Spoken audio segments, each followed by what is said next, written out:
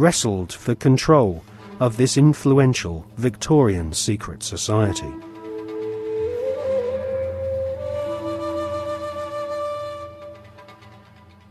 In 1891, Westcott lost control of the Golden Dawn to another high-ranking Freemason magician called MacGregor Mathers.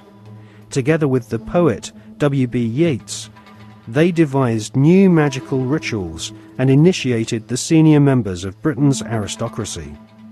In 1903, control of the Golden Dawn was yet again seized by another Freemason called A.E. Waite.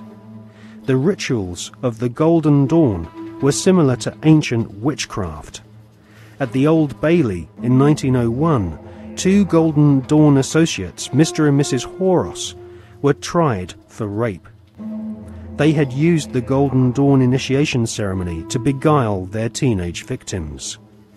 The Golden Dawn was nothing more than Freemasonry with added semi-satanic and sexual mysteries. The Golden Dawn still survives to this day. In 1987, a conference was held in London to commemorate the centenary of the Golden Dawn's conception.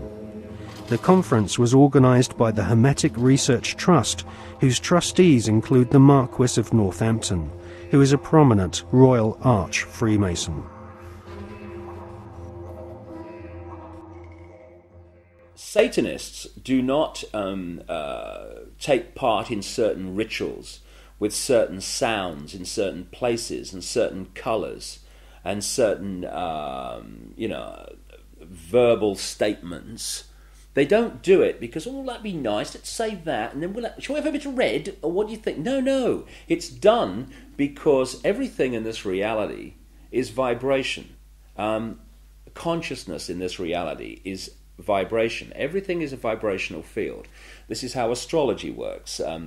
When we're born, where the planets are, they're sending out vibrational projections that are affecting the vibrational field that we are born into, and that's why we are affected differently at different times of the year.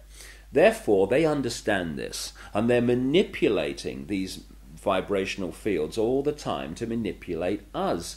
And so these rituals, just a pageant. It's like the Freemasonic rituals. You know, you talk to Freemasons, the vast majority of Freemasons not trying to manipulate anyone, not on a mass scale anyway. And they'll say, so what about these rituals? Like, I don't know. To do silly things, you always try to leg up and bare your bloody breast. I don't know, it's some ancient bloody tradition. I don't know what it's all about. Anyway, they do a nice dinner, so you only have to do it once. They don't realise that these initiation rituals are actually set up to affect the participants in a certain way that allows these other dimensional entities, which folklore have talked about for thousands of years all over the bloody planet, this theme of possession by demons. These are entities that exist just outside the frequency range of the five senses.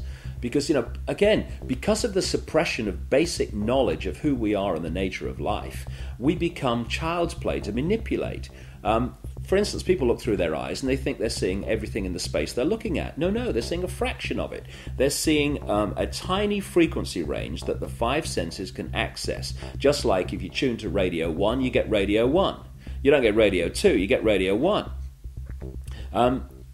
And this is why, if there was a cat in this room now, it might be reacting to what is to us here empty space. But it's not empty space to the cat because it has a greater visual frequency range. Right.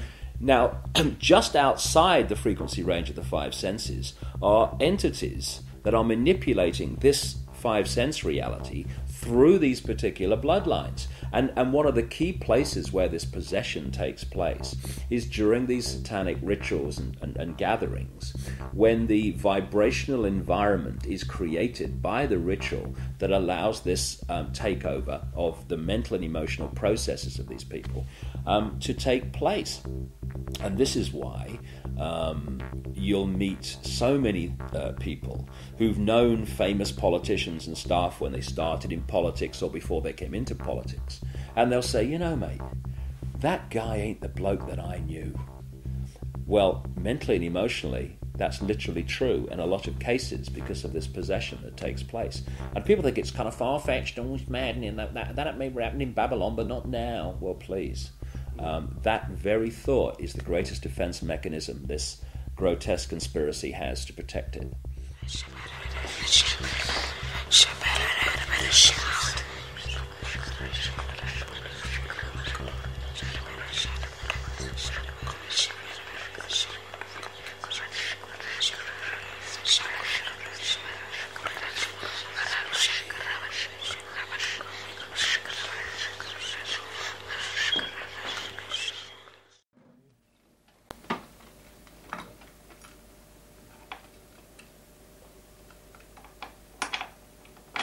Ecco, vedi?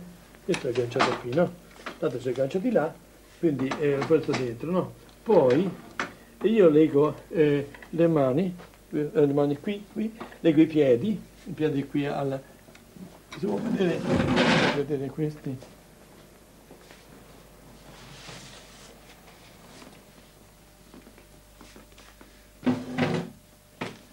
E questo generalmente si può legare il braccio, vedete? Può legare il braccio di qua di là e i piedi lo stesso a questo alveolo qui. Dunque, e c'è questa cinta perché sono terribili. Questa qui per legare alla vita in modo che non si muova. Mettere questo braccio, vedi, sotto, vedi, qui c'è, ecco, si vedono in questo modo, si vedono, altrimenti non si regge, e rompono tutto. Dunque, tutto questo, adesso vi faccio vedere cosa sono capace di fare queste qui. Questo può essere una ragazza che, guardate, questo è d'acciaio, questo corrisponde a questo qui, no, corrisponde, vediamo qua, ne passo una qui dentro, se lo troviamo, questo sarebbe questo, vedete come l'ha ridotto? È difficile poi con le mani, non è possibile, ha visto? Il demone è pure dell'esorcista. L'esorcismo è lui che ha paura e non abbiamo paura noi. E sono contento di dare il botto al demone. Quando mi dice il demone chi sei, io domando Satana. Ah, ora mi sei capitato. Adesso ti ho dato un sacco di botti. Dunque, e quindi è lui che grida. Perché quando grida la persona, ci sono dei grida qui delle suore che si sentono a volte fino in fondo, fino alla strada si sentono. Dunque nel giardino. Ma non è certamente la persona che grida, ma è il demonio che sente queste botte, diciamo così.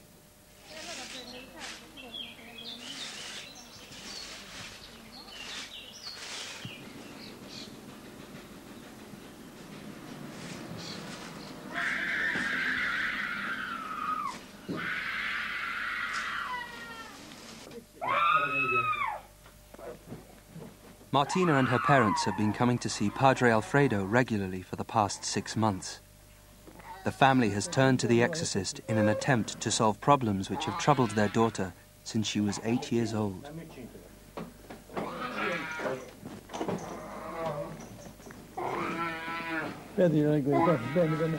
Although Martina comes to the sessions willingly, as soon as she enters Padre Alfredo's bunker, she suffers a violent reaction. For her own safety, she has to be restrained before the exorcism can begin.